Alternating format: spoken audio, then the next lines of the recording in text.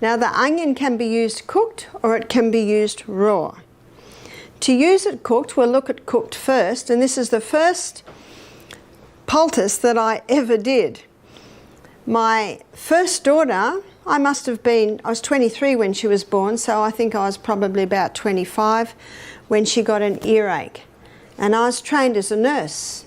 Even though I was a bit of a hippie and starting to grow my own veggies and all that sort of stuff, I didn't know what to do about an earache. And everyone said to me, don't play with the ears, she could go deaf. So it was really out of fear and lack of knowledge, I went to the doctor. He wrote her a script of antibiotics. I gave her the antibiotics, I didn't know what else to do. Within 24 hours, the earache had eased. When she'd finished the antibiotics, the earache came back. I did not know what to do. 6 weeks later and 4 courses of antibiotics later, the earache comes back. But I still don't know what to do. So when I went to the doctor, I said, will my daughter be on antibiotics for the rest of her life? Which I'm beginning to come to this conclusion. He was challenged by my question. So he sent me to an ear, nose and throat specialist who looked in Emma's mouth, then her ears, and he said, she's teething. Give her these drops to keep the eustachian tubes clear. And that was it. So let's fast forward 2 years later. Next child is 18 months and gets an earache. I do not go to the doctor and I don't tell anyone. I have to do something though. So I went to the lady that lives next door. So I was, 26 or 27 by now. She's 85.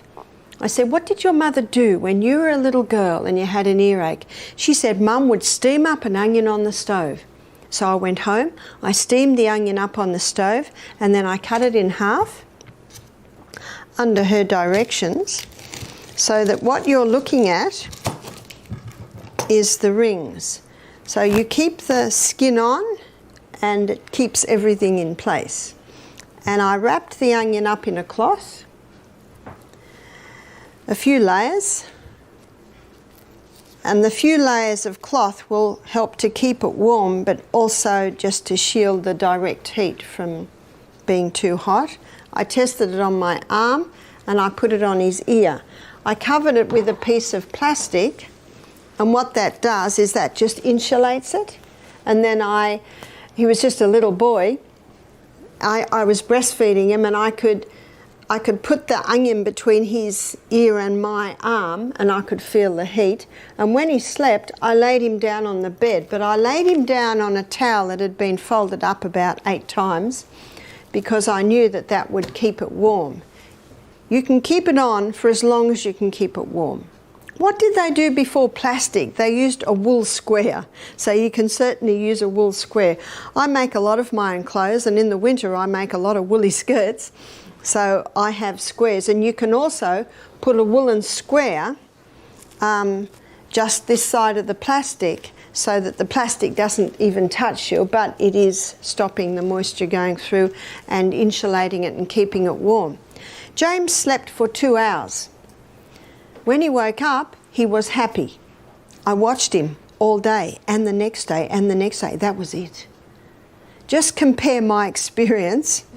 2 hours sleep with onion on his ear, and then my last experience with my first daughter, 6 weeks and 4 courses of antibiotics. No wonder I went into natural remedies. I was excited at the prospect. So I went down to the newsagent and I bought a book that had A, B, C, D, E, F, G in it. And I started my natural remedy book. And under E, I put onion compress. I have since learned that you can steam it and squeeze it.